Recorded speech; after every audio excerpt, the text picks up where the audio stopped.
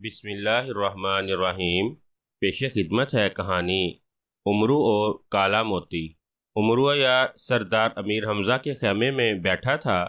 امرو اور سردار امیر حمزہ پچھلے دنوں ہونے والی اپنی اور شہنشاہ افراسیاب کی فوجوں کے درمیان ہونے والی جنگ میں باتیں کر رہے تھے۔ اس جنگ میں سردار امیر حمزہ کی فوج کو بے پناہ کامیابی ملی تھی۔ ان فوج نے شہنشاہ افراسیاب کے جادوگروں کی فوج کو بری طرح سے شکست دی تھی۔ اس جنگ میں سینکڑوں جادوگر مارے گئے تھے، چونکہ ایک بار پھر سردار امیر حمزہ کا پلڑا باری رہا تھا اور شہنشاہ افراسیاب کی فوج کو بے پناہ نقصان اٹھانا پڑا تھا۔ اسی لیے شہنشاہ افراسیاب نے فوری طور پر اپنی فوج کو پیچھے ہٹا لیا تھا، جس کی وجہ سے سردار امیر حمزہ کو شہنشاہ افراسیاب کے درمیان ہونے والی خون ریز جنگ بند ہو گئی تھی۔ شہنشاہ افراسیاب کی فوج کو زبردست شکست دے کر نہ صرف سردار امیر حمزہ خوش تھے، بلکہ ان کے سالار اور فوج کا بھی بے پناہ حوصلہ بڑھ گیا تھا اور ان کا جوش و جذبہ اور زیادہ بلند ہو گیا تھا۔ یہی وجہ تھی کہ جیت کی خوشی میں وہاں موجود ہر ایک کا چہرہ خوشی سے دمک رہا تھا اور وہاں جشن کا سا ماحول بن گیا تھا۔ اگر اسی طرح ہم جنگ جیتتے رہے تو ہم بہت جلد طلسم ہوشربا میں گھسنے میں کامیاب ہو جائیں گے خواجہ امرو، اور پھر وہ دن دور نہیں ہے جب ہم طلسم ہوشربا کا نام و نشان تک مٹا دیں گے۔ سردار امیر حمزہ نے امرو عیار سے مخاطب ہو کر کہا، آپ بجا فرما رہے ہیں پیر و مرشد، کامیابی ہمارا مقدر ہے۔ ہم طلسم ہوشربا کی اینٹ سے اینٹ بجا کر اس کو اور شہنشاہ افراسیاب کو مکمل طور پر ختم کر دیں گے۔ امرو عیار نے سردار امیر حمزہ کی ہاں میں ہاں ملاتے ہوئے کہا، یہ بات درست ہے کہ افراسیاب کے مقابلے میں ہمارا پلڑا ہمیشہ سے ہی باری رہا ہے، اس کے مقابلے میں ہمیں ہر بار فتح ہی حاصل ہوئی ہے، مگر اس کے باوجود ہم خوش نہیں ہیں۔ سردار امیر حمزہ نے کہا تو امرو عیار چونک پڑا، آپ خوش نہیں ہیں؟ میں سمجھا نہیں آقا۔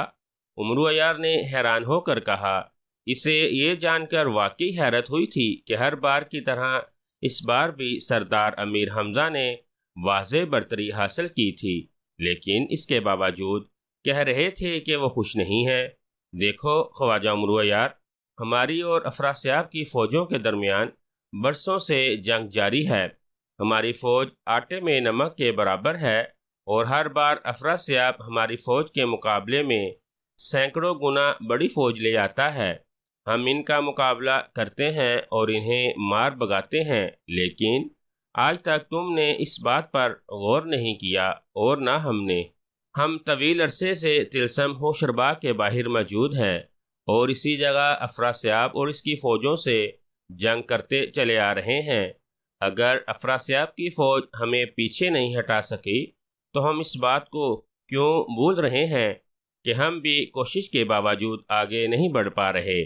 طلسم ہوشربا میں ہزار طلسم ہیں، جب تک ان طلسمات کو ختم نہ کیا جائے نہ طلسم ہوشربا ختم ہوگا اور نہ ہی شہنشاہ افراسیاب۔ سردار امیر حمزہ نے امرو کو سمجھاتے ہوئے کہا، اوہ میں آپ کی بات سمجھ گیا ہوں آقا۔ امرو نے کہا، سمجھنی بھی چاہیے، سیدھی سی بات ہے، ہمیں طلسم ہوشربا اور شہنشاہ افراسیاب کو ختم کرنے کے لیے ہر حال میں طلسم ہوشربا میں داخل ہونا ہوگا۔ ایک ایک کر کے ہی صحیح ان سارے طلسمات کو ختم کرنا ہوگا، تب ہی ہم حق اور باطل کی یہ جنگ جیت سکتے ہیں، ورنہ اسی طرح صرف جادوگروں کو ہلاک کرنا یا چھوٹی بڑے جنگیں جیتنے رہنے سے ہمیں کچھ حاصل نہیں ہوگا۔ سردار امیر حمزہ نے کہا تو امرو عیار نے ان کی تائید میں سر ہلا دیا، گویا کہ آپ اب طلسم ہوشربا میں داخل ہونا چاہتے ہیں۔ امرو نے کہا، ہاں یہ بہت ضروری ہے۔ سردار امیر حمزہ نے کہا، تو آپ سالاروں کو بلائے اور انہیں آگے بڑھنے کا حکم دے دیں۔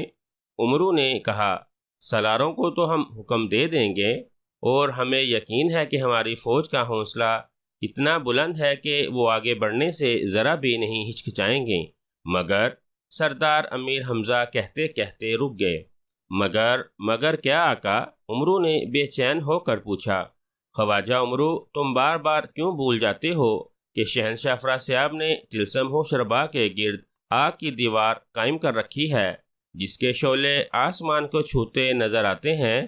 پہلے یہ آگ طلسمی تھی مگر اب یہ آگ طلسمی نہیں ہے، اس آگ کو باقاعدہ جغاخ کی لکڑیوں سے جلایا گیا ہے۔ اور تم شاید نہیں جانتے، جغاخ ایک ایسے درخت کا نام ہے جس کی چھوٹی سی چھوٹی شاخوں کو بھی اگر آگ لگا دی جائے تو اس سے باقاعدہ شعلے نکلتے ہیں اور اس کی تپش سے زمین سرخ ہو جاتی ہے اور یہ شاخ کئی ماہ تک جلتی رہتی ہے۔ افراسیاب نے جادوگروں کی فوج سے جغاخ کی لکڑیاں منگوائی تھیں جنہیں جلا کر اس نے طلسم ہوشربا کے تمام راستے بند کر دیے تھے۔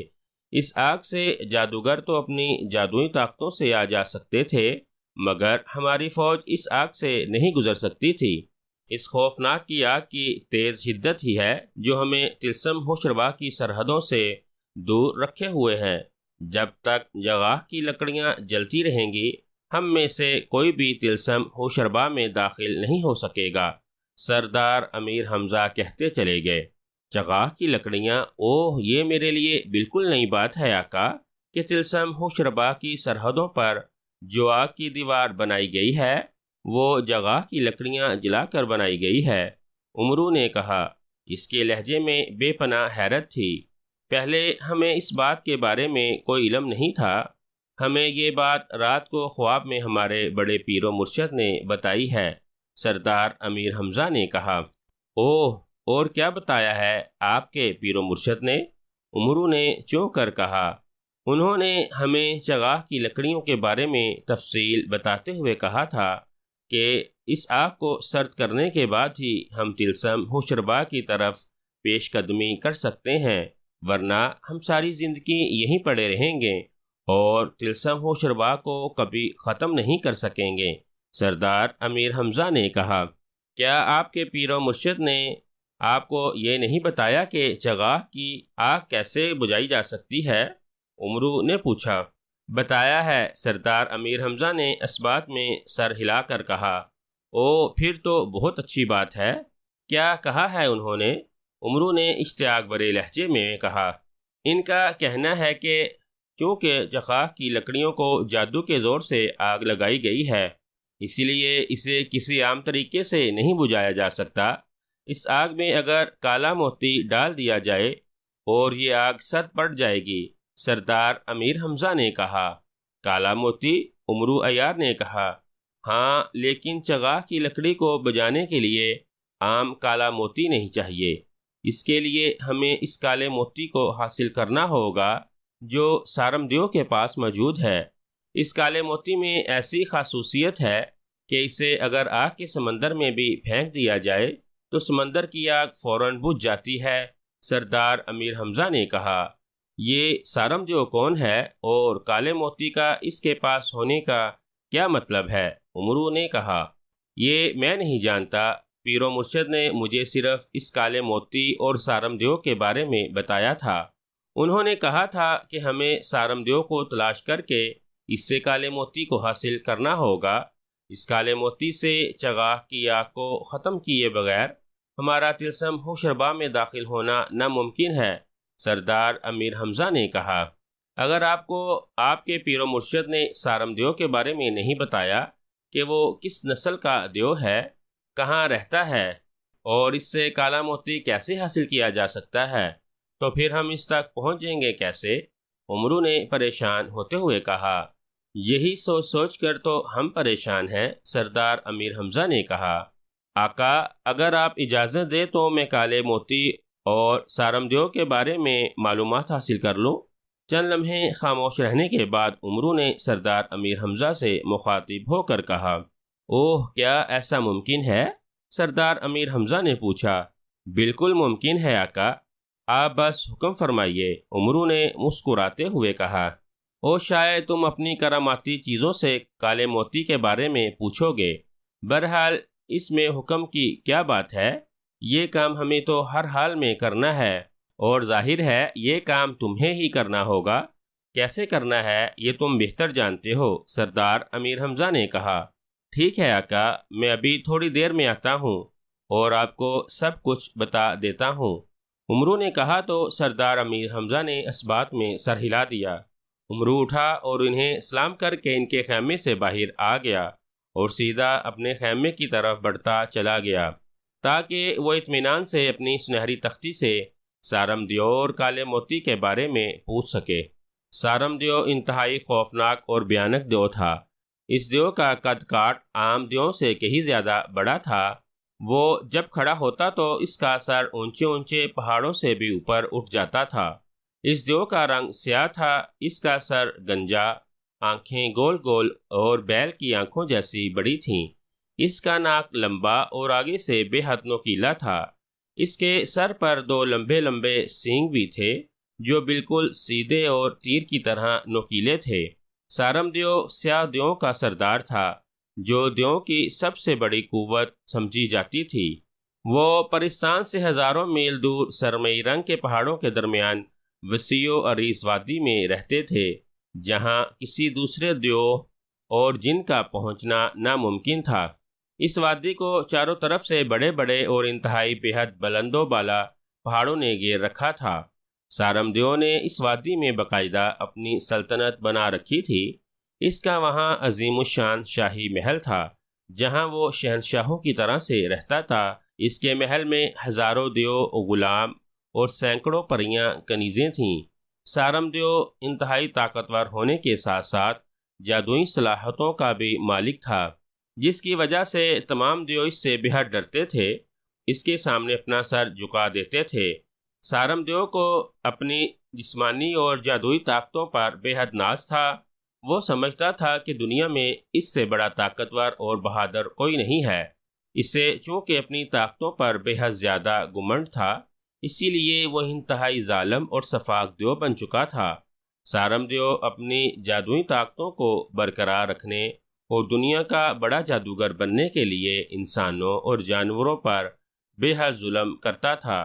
اس کے غلام دیو انسانی بستیوں میں جا کر انسانوں کو اٹھا کر لے آتے تھے جنہیں بڑے آہنی پنجروں میں قید کر دیا جاتا تھا، اور پھر ہر روز سارم دیو کے حکم سے چند انسانوں اور چند جانوروں کو ہلاک کیا جاتا تھا جن کا خون ایک مٹکے میں بھر کر سارم دیو کو پیش کیا جاتا تھا۔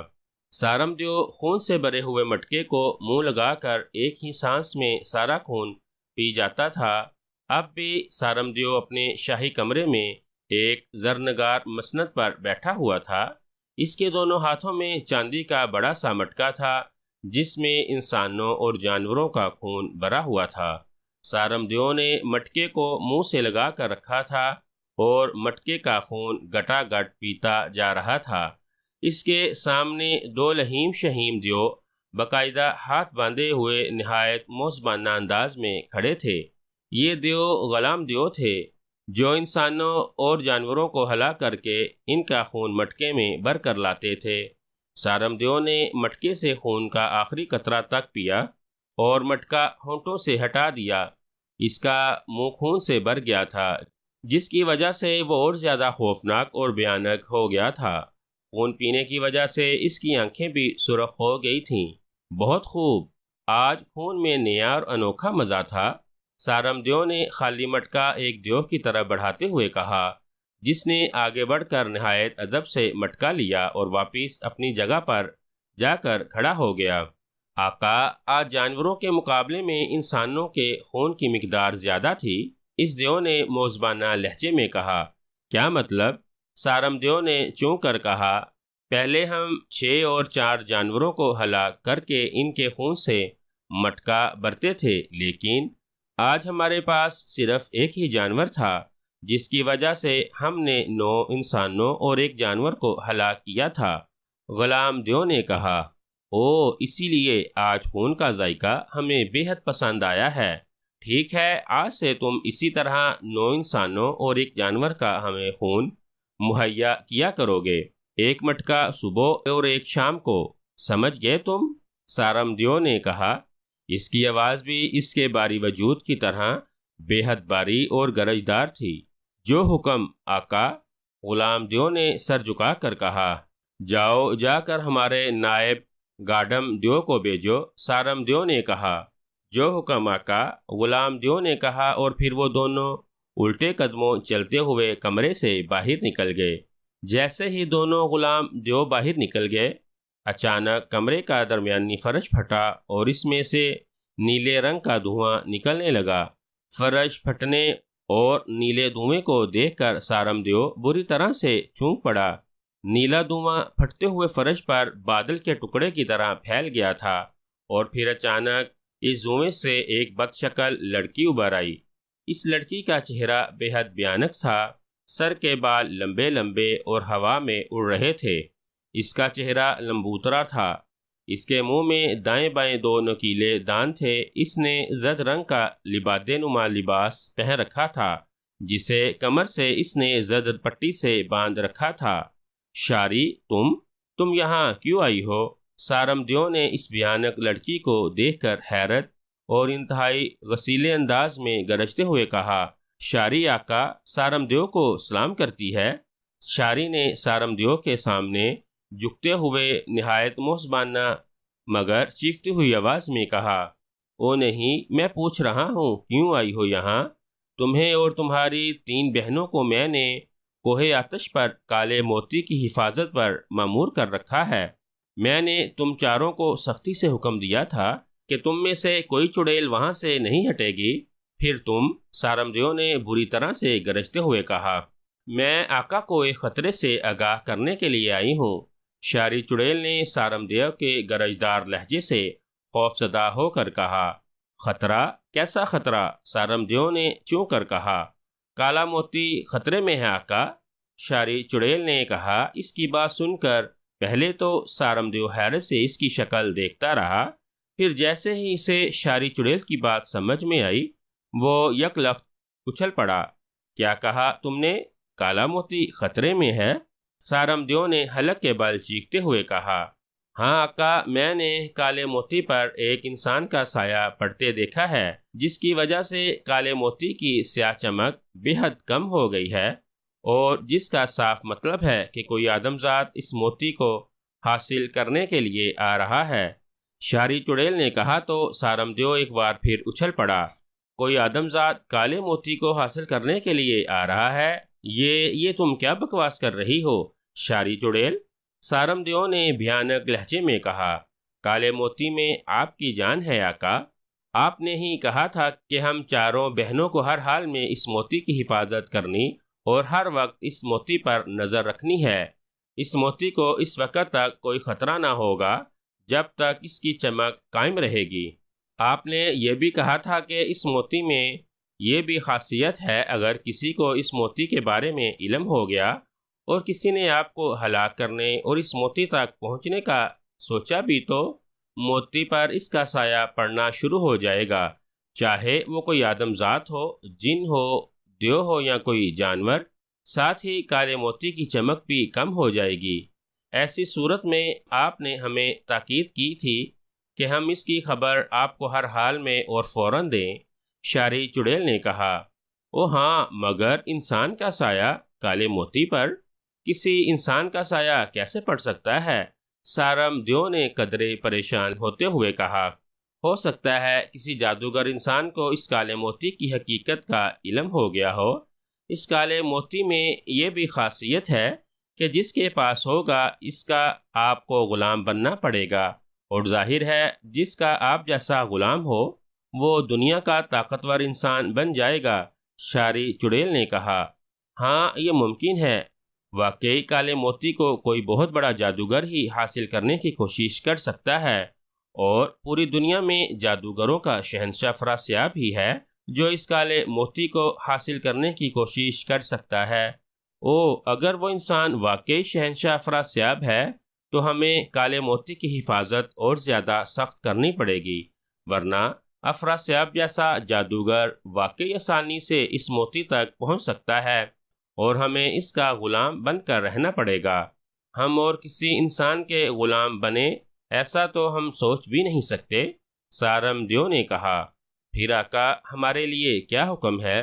شاری چڑیل نے بغیر کوئی رد عمل ظاہر کرتے ہوئے کہا، تم کالے موتی کو لا کر ہمارے حوالے کر دو اور اس جگہ وہاں نقلی کالا موتی رکھ دو۔ شہنشاہ افراسیاب اگر وہاں پہنچ بھی گیا تو اس کے ہاتھ نقلی موتی ہی لگے گا۔ میں اس موتی پر ایسا سحر پھونک دوں گا کہ شہنشاہ افراسیاب ہمیشہ کے لیے اصلی موتی کے بارے میں بھول جائیں گے اور وہ کبھی ادھر کا رخ نہیں کرے گا۔ سارم دیو نے کہا، ٹھیک ہے آقا۔ شاری چڑیل نے کہا، اصلی موتی لاؤ اور اس کی جگہ مجھ سے نقلی موتی لے جاؤ، اور پھر تم چاروں بہنیں اس علاقے کی حفاظت اور زیادہ سخت کر دو۔ تم چاروں کی یہی کوشش ہونی چاہیے کہ شہنشاہ افراسیاب بھی تمہارے ہاتھ سے بچ کر زندہ واپس نہ جانے پائے۔ سارم دیو نے کہا، ایسا ہی ہوگا آقا۔ شاری چڑیل نے کہا، پھر وہ فوراً دھوئیں میں سما گئی۔ نیلا دھواں پھٹے ہوئے فرش میں اترا اور فرش دوبارہ برابر ہو گیا۔ امرو عیار نے اپنے خیمے میں جا کر اپنی زنبیل سے سنہری تختی نکالی اور اس سے سارم دیو اور کالے موتی کے بارے میں پوچھنے لگا۔ سنہری تختی، مجھے کالے موتی کے بارے میں بتایا جائے۔ کالا موتی کہاں ہے جس سے ہم طلسم ہوشربا کی سرحدوں پر موجود حفاظتی آگ کو بجھا سکتے ہیں، اور اس موتی کو حاصل کرنے کے لیے مجھے کیا کرنا ہوگا؟ امرو نے سنہری تختی سے مخاطب ہو کر کہا۔ تو اچانک سنہری تختی چمکی، اس پر تیزی سے سیاہ حروف پھیلتے چلے گئے۔ خواجہ امرو عیار کو بتایا جاتا ہے کہ کالا موتی جس سے طلسم ہوشربا کی سرحدوں کی آگ بجھائی جا سکتی ہے، سیاہ قوم کے دیوں کے سردار سارم دیو کے پاس ہے۔ سارم دیو سیاہ دیوں کا بہت بڑا سردار ہے۔ اس کالے موتی میں اس کی جان ہے۔ سارم دیو نے اس موتی کو حفاظت کے پیش نظر کوہ آتش میں رکھا ہوا ہے، جہاں 4 خوفناک چڑیلیں اس موتی کی حفاظت کرتی ہیں۔ ان چڑیلوں نے کوہ آتش کو نیلے دھوئیں میں چھپا رکھا ہے اور وہ خود بھی اس نیلے دھوئیں میں رہتی ہیں۔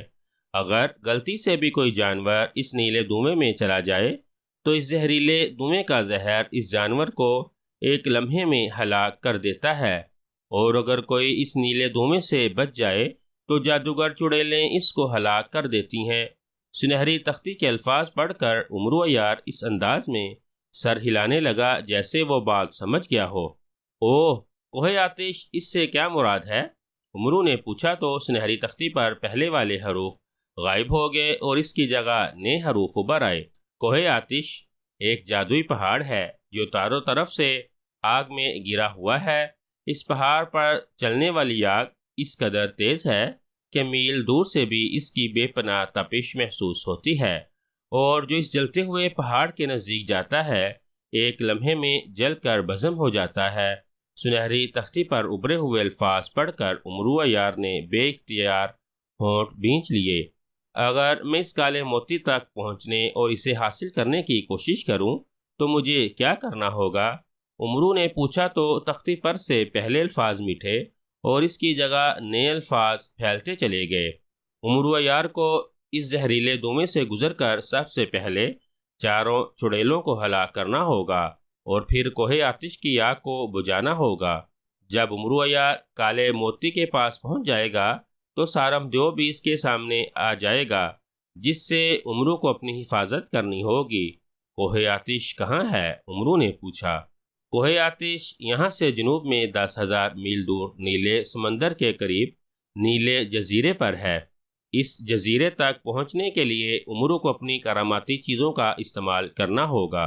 سنہری تختی نے امرو کی بات کا جواب دیا تو امرو نے سنہری تختی سے مزید چند سوال کیے، جس کا سنہری تختی نے اسے جواب دے دیا تو امرو نے مطمئن ہو کر سنہری تختی کو زنبیل میں ڈالا اور اپنے خیمے سے نکل کر باہر آ گیا اور سیدھا سردار امیر حمزہ کے خیمے کی طرف بڑھتا چلا گیا۔ امرو نے سردار امیر حمزہ کو کالے موتی کے بارے میں تفصیل بتائی تو وہ قدرے پریشان ہو گئے۔ اس کالے موتی تک پہنچنے کے لیے تمہیں واقعی کئی خطرناک مرحلوں سے گزرنا پڑے گا۔ اس میں تمہاری جان کو بھی خطرہ ہو سکتا ہے، سردار امیر حمزہ نے کہا۔ یہ تو ہے آقا، لیکن آپ جانتے ہیں کہ میرا نام خواجہ امرو عیار ہے، اور خواجہ امرو عیار کا کام ہی خطروں سے کھیلنا ہے۔ امرو نے فخر سے سینہ پھلا کر کہا، ہم جانتے ہیں، اگر کالے موتی کی ہمارے لیے اہمیت نہ ہوتی تو ہم شاید ان خطروں میں تمہیں نہ جانے دیتے، لیکن کالے موتی کے بغیر چونکہ ہمارا مقصد حاصل نہیں ہو سکتا، اسی لیے ہم تمہیں اس کے حصول سے روک بھی نہیں سکتے۔ تم جاؤ اور اس کالے موتی کو حاصل کرو۔ ہم تم سے وعدہ کرتے ہیں کہ اگر تم کالے موتی کو لے کر ہمارے پاس آ گئے تو ہم تمہیں اپنا آدھا شاہی خزانہ انعام میں دے دیں گے۔ سردار امیر حمزہ نے کہا تو عمرو عیار بے اختیار اچھل پڑا۔ آدھا شاہی خزانہ؟ عمرو عیار نے حیرت اور خوشی سے لرزتے ہوئے کہا، ہاں، آدھا شاہی خزانہ۔ سردار امیر حمزہ نے مسکرا کر کہا تو عمرو عیار کی آنکھیں خوشی کے مارے چمکنے لگیں۔ ویسے تو مجھے آپ سے کچھ کہتے ہوئے شرم آتی ہے، لیکن اگر آپ اتنا اصرار کر رہے ہیں تو مجبوراً میں مان جاتا ہوں۔ اگر آپ کے آدھے خزانے میں سے نیک شگون کے طور پر مجھے کچھ مل جائے تو؟ عمرو عیار نے لالچ سے بھرپور لہجے میں کہا تو سردار امیر حمزہ بے اختیار ہنس پڑے۔ ضرور ضرور، ہم جانتے ہیں کسی بھی مہم پر جانے سے پہلے جب تک تم ہم سے نیک شگون کے طور پر کچھ لے نہیں لیتے تمہیں سکون نہیں آتا۔ سردار امیر حمزہ نے کہا تو عمرو عیار نے دانت نکوس دیے۔ سردار امیر حمزہ نے گلے سے نیلے موتیوں کی مالا اتاری اور عمرو کی طرف بڑھا دی۔ عمرو نے مالا ان سے فوراً لے لی۔ نیک شگون کے لیے اتنا ہی کافی ہے، یا سردار امیر حمزہ نے مسکرا کر کہا، اگر ایسی 2-3 مالائیں اور مل جاتیں تو شگون اتنا ہی زیادہ نیک ہو جاتا اور میں اس مہم کو جلد از جلد مکمل کر لیتا۔ عمرو نے پیار بھری نگاہوں سے سردار امیر حمزہ کے گلے میں موجود دوسری مالاؤں کی طرف دیکھتے ہوئے کہا، تم نہیں سدھرو گے۔ سردار امیر حمزہ نے کہا اور انہوں نے گلے سے مزید 2 مالائیں اتار کر عمرو کی طرف بڑھا دیں، جنہیں عمرو نے یوں جپٹ لیا تھا جیسے بھوکھا عقاب گوشت پر جپٹتا ہے۔ اس نے تینوں مالائیں فوراً اپنی زنبیل میں ڈال لی تھیں۔ آپ کی مہربانی آقا، آپ مجھے اجازت دیں تاکہ میں جلد سے جلد کالے موتی کو حاصل کر کے واپس آ سکوں۔ آپ نے مجھے آدھا شاہی خزانہ انعام میں دینے کا وعدہ کیا ہے، ایسا نہ ہو کہ میرے آنے میں دیر ہو جائے اور آپ شاہی خزانے کو شاہی معاملات میں خرچ کر کے اسے ویسے ہی آدھا کر دیں اور میرے حصے کا خزانہ غائب ہو جائے۔ عمرو نے کہا تو سردار امیر حمزہ ہنسنے لگے۔ عمرو نے ان سے اجازت دی اور ان کے دائیں ہاتھ کی پشت پر بوسہ دیا اور انہیں سلام کرتا ہوا ان کے خیمے سے باہر نکل آیا۔ کچھ دیر میں ہی وہ اپنے پسندیدہ عربی نسل کے سفید گھوڑے پر سوار سردار امیر حمزہ کے لشکر سے نکلا جا رہا تھا۔ لشکر سے نکل کر وہ مشرقی پہاڑوں کے دامن میں آ گیا۔ عمرو عیار چونکہ اپنی کراماتی چیزوں کا استعمال لشکریوں کے سامنے نہیں کرتا تھا، اسی لیے وہ گھوڑے پر سوار ہو کر ان پہاڑوں کی طرف آ گیا۔ پہاڑوں کے پاس آ کر عمرو نے گھوڑے کو وہیں چھوڑا اور اس نے زنبیل سے سنہری جوتیاں نکال لیں۔ پیروں میں سے اپنے جوتے اتار کر اس نے زنبیل میں ڈالے اور ان کی جگہ پیروں میں سنہری جوتیاں پہن لیں۔ پھر اس نے زنبیل سے سلیمانی چادر نکال لی اور کاندھوں پر اوڑھ لی۔ سلیمانی چادر کاندھوں پر ڈالتے ہی وہ غائب ہو گیا تھا۔ سنہری جوتیوں، مجھے نیلے سمندر کے نیلے جزیرے پر پہنچا دو جہاں سارمدیوں نے کوہ آتش میں کالا موتی چھپا رکھا ہے۔ عمرو نے سنہری جوتیوں سے مخاطب ہو کر کہا۔ اس کا اتنا کہنا تھا کہ اچانک اسے ایک ہلکا سا جھٹکا لگا اور وہ تیر کی طرح سیدھا آسمان کی جانب بلند ہوتا چلا گیا۔ کافی بلندی پر آ کر عمرو کا رخ جنوب کی طرف ہوا اور پھر وہ سنہری جوتیاں اسے نہایت تیزی سے نیلے سمندر کے نیلے جزیرے کی طرف اڑا لے گئیں۔ سارمدیو نہایت بے چینی اور پریشانی کے عالم میں اپنے شاہی کمرے میں ادھر ادھر ٹہل رہا تھا۔ اس کے چہرے پر شدید پریشانی کے ساتھ ساتھ بے پناہ غصہ نظر آ رہا تھا۔ او نہیں، یہ شاری کو کیا ہو گیا ہے؟ وہ کالا موتی لے کر ابھی تک کیوں نہیں آئی؟ میں نے اسے حکم دیا تھا کہ وہ کوہ آتش سے کالا موتی نکال کر مجھے لا دے اور اس کی جگہ وہاں نقلی موتی لے جا کر رکھ دے، مگر وہ بدبخت نہ جانے کہاں جا کر مر گئی ہے۔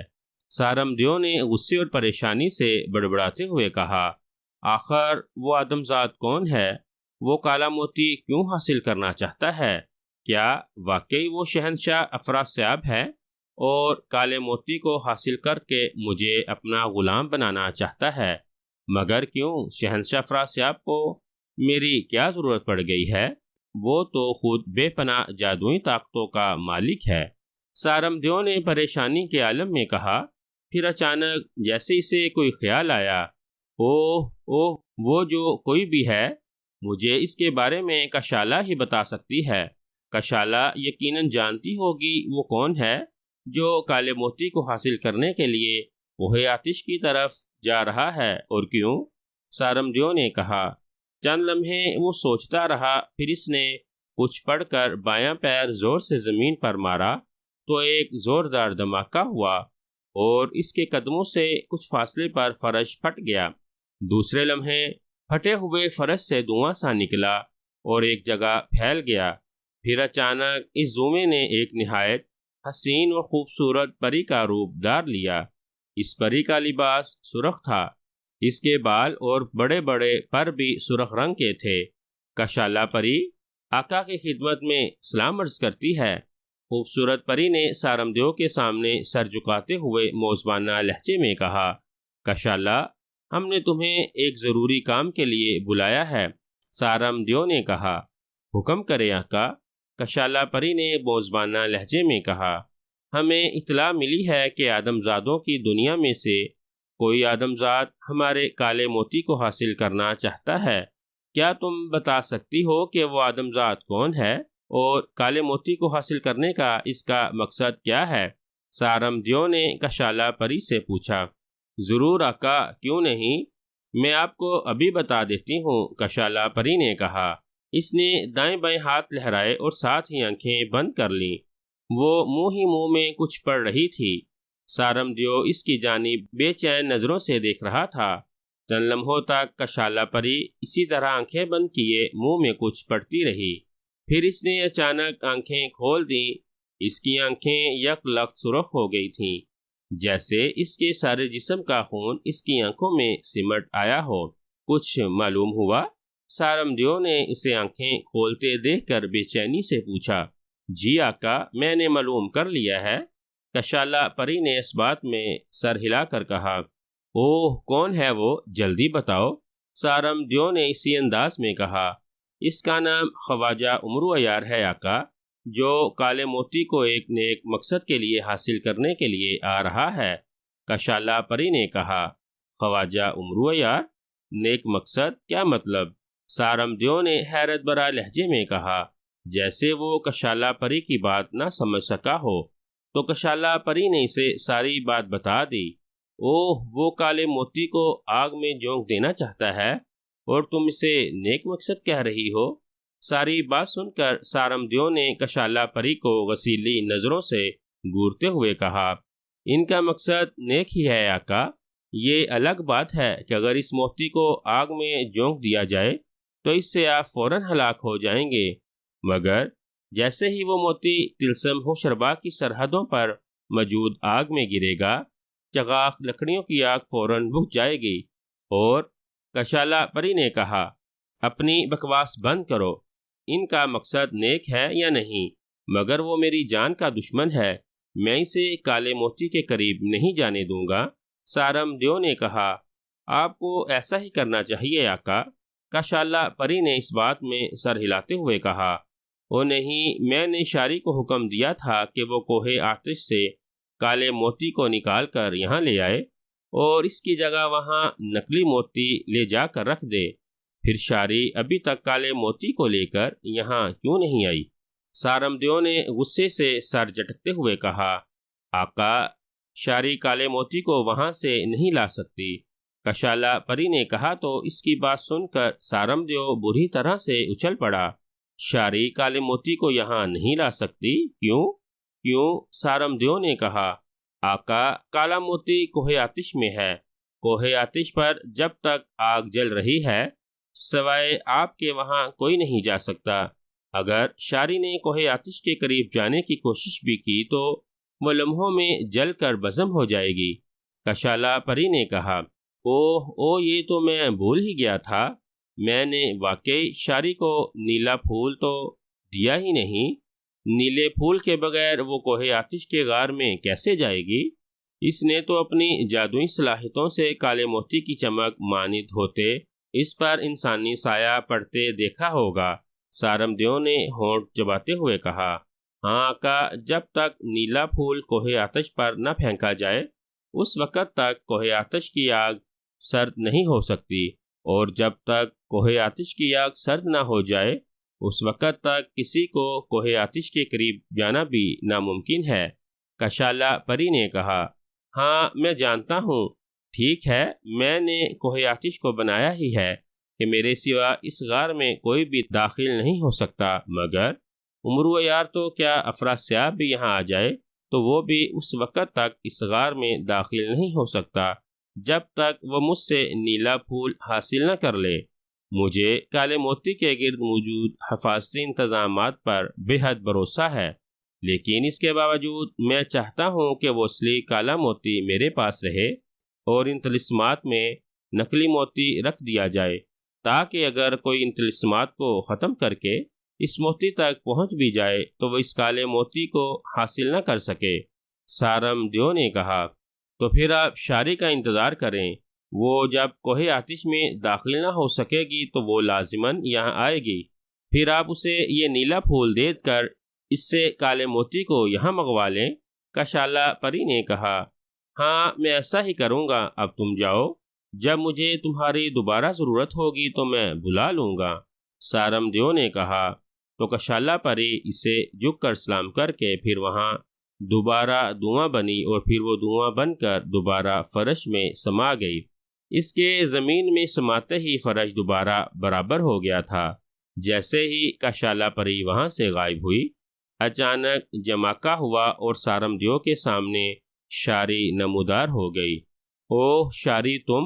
میں تمہارا ہی انتظار کر رہا تھا۔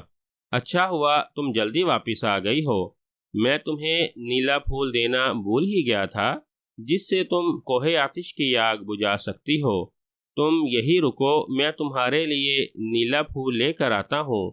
اس پھول کو تم لے جا کر کوہ آتش پر پھینک دینا، کوہ آتش کی آگ فوراً سرد ہو جائے گی، پھر تم اس کے غار میں چلی جانا اور وہاں سے کالا موتی نکال کر میرے پاس لے آنا۔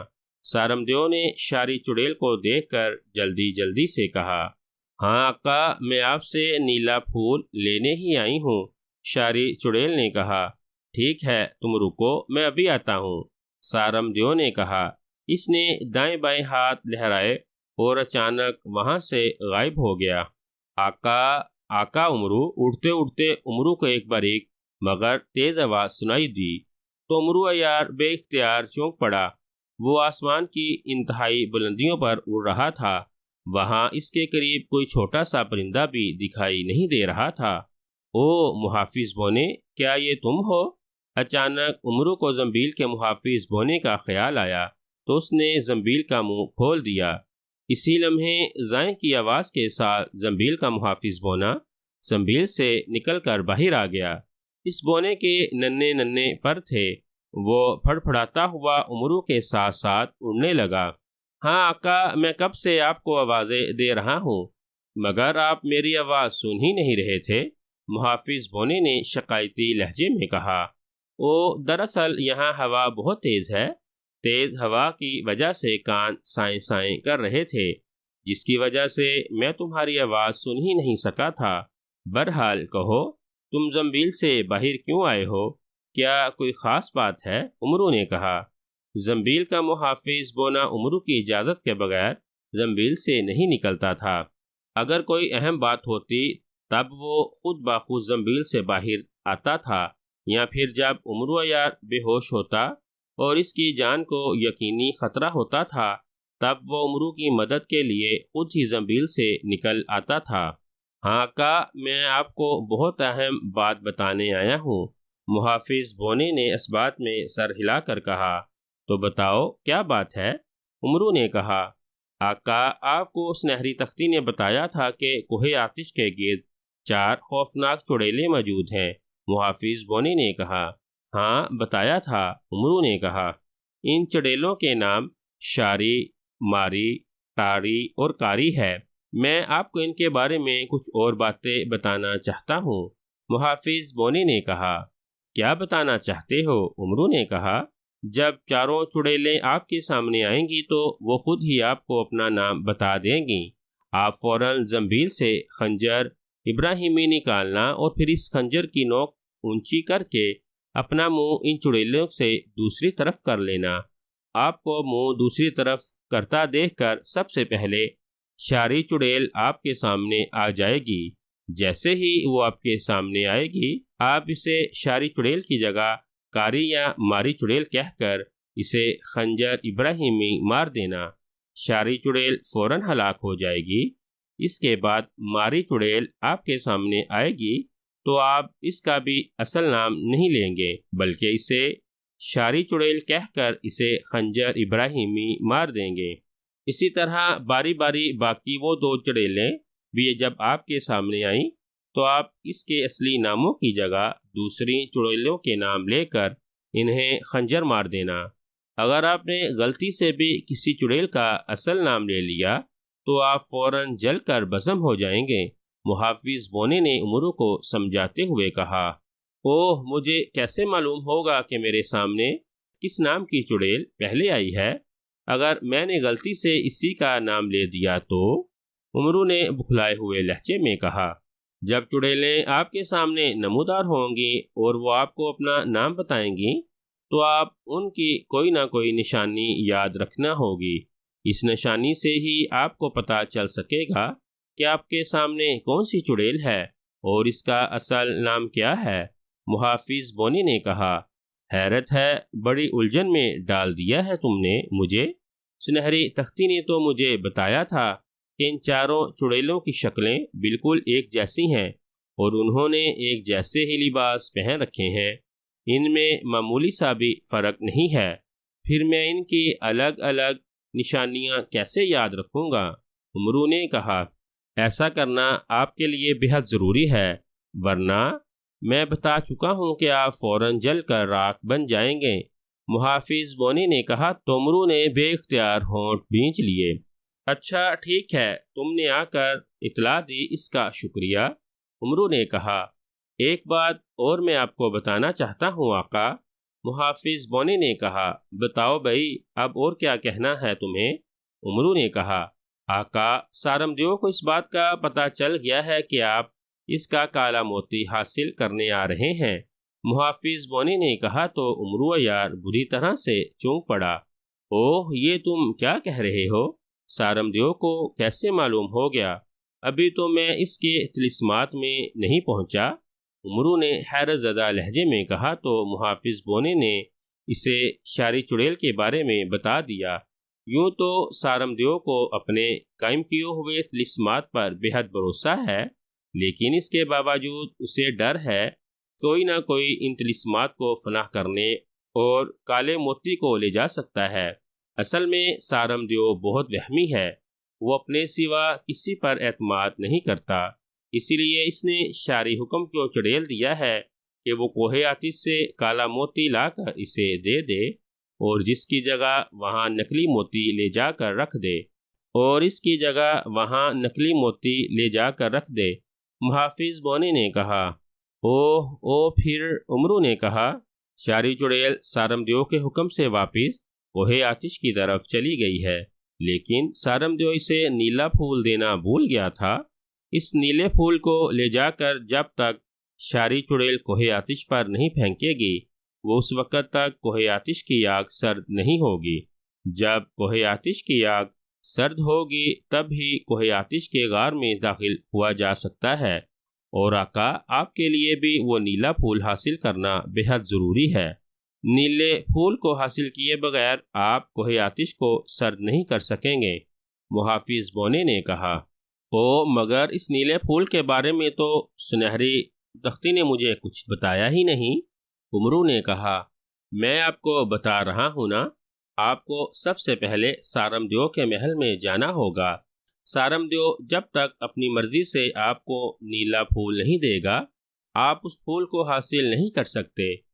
اس پھول کو حاصل کرنے کے لیے آپ کو سارمدیو کے ساتھ عیاری کرنی ہوگی، ایسی عیاری کہ سارمدیو آپ کو خود اپنی مرضی سے نیلا پھول دے دے۔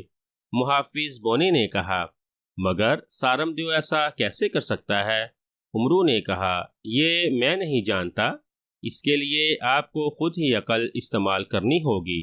محافظ بونے نے کہا، تم نے بتایا ہے کہ شاری چڑیل کو سارم دیو نے نیلا پھول دیے بغیر کوہ آتش پر بیچ دیا ہے۔ کیا شاری چڑیل دوبارہ اس پھول کو لینے سارم دیو کے پاس جائے گی؟ امرو نے کچھ سوچ کر کہا، ہاں، لیکن شاید اسے سارم دیو کے پاس جانے میں وقت لگ جائے۔ محافظ بونے نے کہا، وقت لگ جائے کیوں؟ امرو نے چوں کر پوچھا۔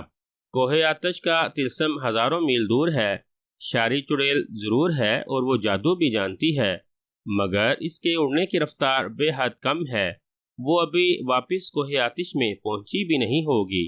کوہ آتش پہنچ کر اسے یاد آئے گا کہ وہ سارم دیو سے نیلا پھول لینا بھول گئی ہے، اسے یاد آئے گا تو وہ دوبارہ سارم دیو کے پاس آئے گی، جس کے لیے کم از کم 1 ہفتہ لگ جائے گا۔ محافظ بونے نے کہا، پھر تو میرے پاس بہت وقت ہے۔ امرو نے کہا، اور پھر اس کی آنکھوں میں اچانک چمک سی آ گئی۔ وقت؟ میں سمجھا نہیں آقا۔ محافظ بونے نے حیرانی سے کہا، اگر تم میں سمجھ ہوتی تو تم زنبیل کے قیدی بنے رہتے۔ امرو نے منہ بنا کر کہا۔ وہ چند لمحے سوچتا رہا، اس نے نیچے دیکھا تو اس نے خود کو ایک جنگل کے اوپر سے گزرتے پایا۔ اس نے سنہری جوتیوں کو حکم دیا کہ وہ اسے اس جنگل میں اتار دیں۔ اس کے حکم سے سنہری جوتیاں اسے لے کر جنگل میں اترنے لگیں۔ چند ہی لمحوں میں امرو جنگل کی زمین پر تھا۔ آپ نیچے کیوں آ گئے ہیں آقا؟ محافظ بونے نے امرو عیار سے پوچھا تو وہ اس کے ساتھ ہی نیچے آ گیا تھا۔ خاموش رہو، میں کچھ سوچ رہا ہوں، امرو نے کہا۔ اس نے کاندھوں سے سلیمانی چادر اور پیروں سے سنہری جوتیاں اتار کر انہیں زنبیل میں رکھ لیا تھا اور زنبیل سے اپنی سادہ جوتیاں نکال کر پہن لیں۔ پھر اس نے زنبیل سے آئینہ سکندری نکالا اور ایک اسم اعظم پڑھ کر اس پر پھونک ماری۔ آئینہ سکندری، مجھے شاری چڑیل دکھاؤ، امرو نے کہا تو اچانک آئینہ سکندری میں روشنی سی چمکی اور اچانک آئینے میں ایک خوفناک شکل والی عورت دکھائی دی جس کے بال بکھرے ہوئے تھے اور اس نے زرد رنگ کا لبادے نما لباس پہن رکھا تھا۔ وہ دونوں ہاتھ پھیلائے کسی پرندے کی طرح آسمان پر اڑتی جا رہی تھی۔ تو یہ ہے شاری چڑیل، امرو نے سر ہلاتے ہوئے کہا۔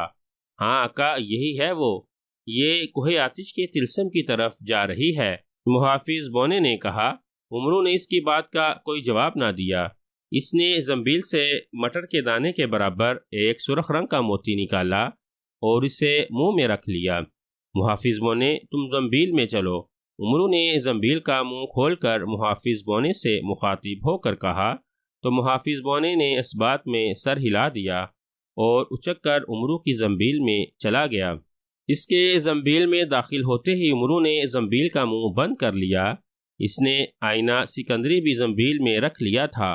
سرخ موتی، مجھے شاری کا ہم شکل بنا دو اور پھر مجھے غائب کر کے بالکل اسی طرح سارم دیو کے سامنے نمودار کرو جس طرح شاری چڑیل اس کے سامنے گئی تھی۔ امرو نے منہ میں رکھے ہوئے سرخ موتی سے مخاطب ہو کر کہا۔ اسی لمحے امرو کے قدموں کے نیچے ایک دھماکہ ہوا اور امرو کے پیروں کے نیچے سے سرخ دھواں سا اٹھا۔ دوسرے لمحے امرو اس دھوئیں میں چھپ گیا۔ چند لمحوں بعد دھواں چھٹا تو امرو ہو بہو شاری چڑیل کا روپ دھار چکا تھا۔ اس کا منہ، اس کے بکھرے ہوئے بال، لمبے ہاتھ اور ہاتھوں کی لمبی لمبی انگلیاں جن کے ناخن لمبے اور چھریوں کی طرح تیز نظر آ رہے تھے۔ پھر اچانک بجلی سی چمکی۔ امرو عیار کی آنکھوں میں تیز روشنی سی بھر گئی تھی۔ جب اس کی آنکھیں دیکھنے کے قابل ہوئیں تو اس نے خود کو ایک بہت بڑے شاہی کمرے میں موجود پایا جہاں ایک لمبا تڑنگا اور خوفناک شکل والا دیو اس کے سامنے کھڑا تھا۔ اوہ شاری، تم! میں تمہارا ہی انتظار کر رہا تھا۔ اچھا ہوا تم جلدی واپس آ گئی ہو۔ میں تمہیں نیلا پھول دینا بھول ہی گیا تھا جس سے تم کوہ آتش کی آگ بجھا سکتی ہو۔ تم یہیں رکو، میں تمہارے لیے نیلا پھول لے کر آتا ہوں۔ اس پھول کو تم لے جا کر کوہ آتش پر پھینک دینا، کوہ آتش کی آگ فوراً سرد ہو جائے گی، پھر تم اس غار میں چلی جانا اور وہاں سے کالا موتی نکال کر میرے پاس لے آنا۔ اس دیو نے جلدی جلدی کہا۔ اسے دیکھتے ہی عمرو سمجھ گیا تھا کہ یہی سارم دیو ہے۔ ہاں آقا، میں آپ سے نیلا پھول ہی لینے کے لیے آئی ہوں، عمرو نے کہا۔ اس کے منہ سے شاری چڑیل کی آواز نکلی تھی۔ ٹھیک ہے، تم رکو، میں ابھی آتا ہوں، سارم دیو نے کہا۔ اس نے دونوں ہاتھ دائیں بائیں لہرائے اور اچانک وہاں سے غائب ہو گیا۔ اسے غائب ہوتا دیکھ کر عمرو نے دل ہی دل میں اللہ کا شکر ادا کیا کہ سارم دیو اسے پہچان نہیں سکا۔ چند لمحوں بعد سارم دیو وہاں نمودار ہوا تو اس کے ہاتھ میں ایک چھوٹا سا نیلے رنگ کا پھول تھا۔ یہ لو اور جلد سے جلد کالے موتی کو لے کر یہاں پہنچو، سارم دیو نے پھول عمرو کو دیتے ہوئے کہا۔ وہ کالے موتی کے لیے اس قدر پریشان تھا کہ واقعی شاری پر کوئی دھیان ہی نہیں دے رہا تھا۔ عمرو نے اس سے نیلا پھول لیا اور سرخ موتی کی مدد سے وہاں سے غائب ہو گیا۔ وہ غائب ہو کر فوراً اس جنگل میں پہنچا تھا جہاں اس نے شاری کا روپ دھارا تھا۔ جنگل میں آ کر اس نے سرخ موتی منہ سے نکالا تو وہ اپنی اصلی حالت میں آ گیا۔ اس نے سرخ موتی زنبیل میں رکھا اور پھر اس نے دوبارہ سنہری جوتیاں نکال کر پہن لی۔ پھر اس نے کاندھوں پر سلیمانی چادر ڈالی اور غائب ہو گیا۔ چند لمحوں بعد وہ دوبارہ نیلے جزیرے کی طرف روانہ ہو گیا۔ کئی گھنٹوں کی مسلسل پرواز کے بعد سنہری جوتیوں نے اسے نیچے اتارنا شروع کر دیا۔ عمرو نے دیکھا وہ ٹھاٹھے مارتے ہوئے سمندر میں موجود ایک نیلے رنگ کے جزیرے پر اتر رہا تھا۔ اس جزیرے پر پہاڑ ہی پہاڑ تھے۔ ایک پہاڑ کے دامن میں ہر طرف نیلے رنگ کا دھواں پھیلا ہوا تھا۔ عمرو اسی پہاڑ کے قریب اتر رہا تھا۔ پھر اس کے قدم جیسے ہی زمین پر لگے، اس نے سب سے پہلے سنہری جوتیاں اتار کر زنبیل میں ڈالیں اور ان کی جگہ سادہ جوتیاں پہن لیں۔ پھر اس نے کاندھوں سے سلیمانی چادر اتار کر زنبیل میں ڈال لی۔ جیسے ہی وہ ظاہر ہوا، اچانک اس نے یکے بعد دیگرے 4 کڑاکوں کی آوازیں سنیں۔ یوں محسوس ہوا جیسے بجلیاں سی کڑکی ہوں۔ اس کے ساتھ ہی وہاں 4 خوفناک چڑیلیں نمودار ہو گئیں۔ ان کا لباس ایک جیسا تھا۔ ان کے لمبے لمبے بال ہوا میں اڑ رہے تھے اور ان کی انگلیوں کے ناخن بے حد لمبے اور نوکیلے نظر آ رہے تھے۔ تم کون ہو آدمزاد، اور یہاں کیوں آئے ہو؟ ایک چڑیل نے عمرو کی طرف خونخوار نظروں سے دیکھتے ہوئے کہا۔ پہلے تم بتاؤ تم کون ہو؟ عمرو نے اس کی طرف اور اس کی ہم شکل چڑیلوں کی طرف دیکھتے ہوئے کہا۔ میں ماری چڑیل ہوں، اس نے کہا۔ میں کاری چڑیل ہوں، دوسری چڑیل نے کہا۔ اسی طرح تیسری اور چوتھی چڑیل نے عمرو کو اپنا نام شاری اور ٹاری بتا دیا۔ بہت شکریہ بدصورت چڑیلو، عمرو نے مسکرا کر کہا۔ وہ تیزی سے دوسری طرف مڑا اور اس نے فوراً زنبیل سے ابراہیمی خنجر نکال کر دائیں ہاتھ میں پکڑتے ہوئے اس کی نوک کا رخ اوپر کر دیا۔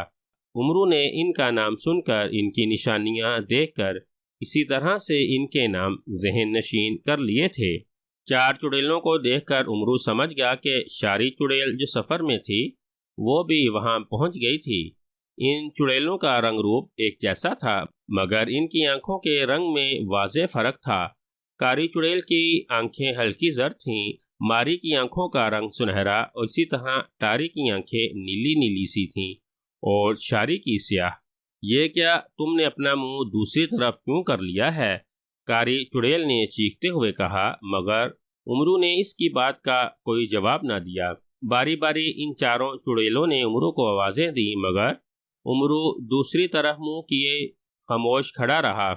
پھر اچانک کڑاکا ہوا اور عمرو کے سامنے نیلی آنکھوں والی چڑیل آ گئی۔ یہ ٹاری چڑیل تھی۔ تم کاری چڑیل ہو نا؟ عمرو نے اس کا نام بدلتے ہوئے کہا۔ اس کی بات سن کر ٹاری چڑیل بری طرح اچھل پڑی۔ اوہو، تم نے مجھے کاری چڑیل بنا دیا، میں ٹاری ہوں ٹاری، ٹاری چڑیل نے غصے سے چیختے ہوئے کہا۔ دوسرے لمحے وہ لمبے لمبے ناخن پھیلا کر عمرو پر چپٹی، مگر عمرو نے اس کے حملے سے بچتے ہوئے اچانک بڑی پھرتی سے اس کے چہرے میں خنجر مار دیا۔ ٹاری چڑیل کے حلق سے ایک زوردار چیخ نکلی۔ اس کے جسم میں ایک لمحے کے لیے آگ بھڑکی اور پھر وہ فوراً جل کر راکھ ہو کر گرتی چلی گئی۔ او تم نے میری بہن ٹاری کو مار دیا، ہم تمہیں زندہ نہیں چھوڑیں گی امرو عیار، ان چڑیلوں نے غصے سے چیختے ہوئے کہا۔ دوسرے لمحے امرو کے سامنے سیاہ آنکھوں والی چڑیل آ گئی جس کا نام شاری تھا۔ ہاں اب تمہاری باری ہے ماری چڑیل، امرو نے اس کا نام بدلتے ہوئے کہا تو شاری چڑیل اچھل پڑی۔ اس سے پہلے کہ وہ امرو عیار پر حملہ کرتی، امرو نے خنجر کا بھرپور وار اس کی گردن پر کر دیا۔ شاری چڑیل کی شارہ کٹتی چلی گئی، اس کے حلق سے کرخراہٹ کی آواز نکلی اور پھر اچانک اس کے جسم میں آگ لگ گئی اور وہ فوراً جل کر راکھ بن گئی۔ اس کے بعد باری باری کاری اور ماری چڑیلیں بھی امرو کے سامنے نمودار ہوئیں۔ امرو نے ان کے نام بدلتے ہوئے ان کے حملہ کرنے سے پہلے ہی انہیں خنجر ابراہیمی سے ہلاک کر دیا۔ جیسے ہی چاروں چڑیلیں جل کر راکھ بنی، وہاں نیلا دھواں اور زیادہ گہرا ہو گیا۔ یہ دیکھ کر امرو نے زنبیل سے ایک چھوٹی سی سرخ گیند نکالی اور اسے زور سے زمین پر مار دیا۔ ایک دھماکہ ہوا اور اچانک وہاں نیلے دھوئیں کی جگہ سرخ دھواں پھیلتا چلا گیا۔ سرخ دھوئیں نے نیلے دھوئیں کو غائب کر دیا تھا۔ چونکہ نیلا دھواں وہاں سے ختم ہو گیا تھا، اسی لیے اس کا زہریلا پن بھی ختم ہو گیا تھا۔ امرو سرخ دھوئیں میں اطمینان سے قدم اٹھاتا ہوا آگے بڑھ گیا۔ کچھ دور چلنے کے بعد اسے ایک آگ اگلتا ہوا پہاڑ دکھائی دیا۔ یوں لگ رہا تھا جیسے پہاڑ آگ کا بنا ہوا ہو۔ اس کے شعلے آسمان سے باتیں کر رہے تھے اور پہاڑ سرخ ہو رہا تھا۔ امرو نے چونکہ سارم دیو کا دیا ہوا نیلا پھول زنبیل سے نکال کر ہاتھ میں پکڑ رکھا تھا، اسی لیے اس آگ کا اس پر کوئی اثر نہ ہو رہا تھا۔ سامنے غار کا ایک بہت بڑا دہانہ تھا۔ امرو نے آگے بڑھ کر نیلا پھول پہاڑ کی طرف اچھال دیا۔ نیلا پھول جیسے ہی پہاڑ سے ٹکرایا، شوں کی ایسی تیز آواز سنائی دی جیسے جلتی ہوئی آگ میں پانی پھینک دینے سے ہوتی ہے۔ پہاڑ سرخ سے یک لخت سیاہ ہو گیا تھا۔ امرو نے احتیاطاً زنبیل سے سلیمانی چادر نکال کر کاندھوں پر ڈالی اور غائب ہو گیا۔ خنجر ابراہیمی پہلے ہی اس کے ہاتھ میں تھا۔ وہ اطمینان سے چلتا ہوا غار میں داخل ہو گیا۔ غار میں دو دیو کلہاڑے اٹھائے ادھر سے ادھر گھوم رہے تھے۔ امرو نے چونکہ سلیمانی چادر اوڑھ رکھی تھی، اسی لیے وہ انہیں دکھائی نہیں دے رہا تھا۔ سامنے دیوار پر ایک تاکچہ تھا جس میں ایک مٹر کے دانے کے برابر سیاہ رنگ کا موتی پڑا تھا۔ تاکچے کے پاس ایک سیاہ ناگ پھن اٹھائے جھوم رہا تھا۔ امرو نے آگے بڑھ کر ناگ کو خنجر مارا تو اس کا پھن کٹ کر دور جا گرا۔ جیسے ہی ناگ کا پھن کٹ کر گرا، دونوں کلہاڑے بردار دیو چونک پڑے۔ ساتھ ہی وہاں دھماکہ ہوا اور اچانک وہاں سارم دیو نمودار ہو گیا جو بڑے غصے میں معلوم ہو رہا تھا۔ اسے نمودار ہوتا دیکھ کر امرو نے جپٹا مارا اور کالا موتی اٹھا لیا۔ جیسے ہی کالا موتی امرو کے ہاتھ میں آیا، کلہاڑے بردار دیو یک لخت جل کر راکھ بن گئے۔ ساتھ ہی سارم دیو کو ایک زوردار جھٹکا لگا اور اس کے اعصاب یوں ڈھیلے پڑتے چلے گئے جیسے اس کے جسم سے جان نکل گئی ہو۔ افسوس، آدم ذات نے آخرکار کالا موتی حاصل کر ہی لیا ہے۔ اب میں اس آدم ذات کا غلام ہوں۔ اب میں اس کی مرضی کے بغیر کچھ نہیں کر سکتا۔ سارم دیو نے بجھے بجھے لہجے میں کہا تو امرو عیار مسکرا دیا۔ اس نے سلیمانی چادر اتاری اور سارم دیو کے سامنے آ گیا۔ اسے دیکھ کر سارم دیو نے اس کے سامنے واقعی غلاموں کی طرح سر جھکا دیا تھا۔ سارم دیو چونکہ امرو کے تابع ہو چکا تھا، اسی لیے وہ بے فکر ہو گیا تھا۔ امرو پہلے سارم دیو کے ساتھ اس کے محل میں گیا، وہاں سے اس کا سارا خزانہ حاصل کیا اور پھر اس کے ساتھ سردار امیر حمزہ کی طرف روانہ ہو گیا تاکہ انہیں کالا موتی دے کر ان سے اپنا انعام حاصل کر سکے۔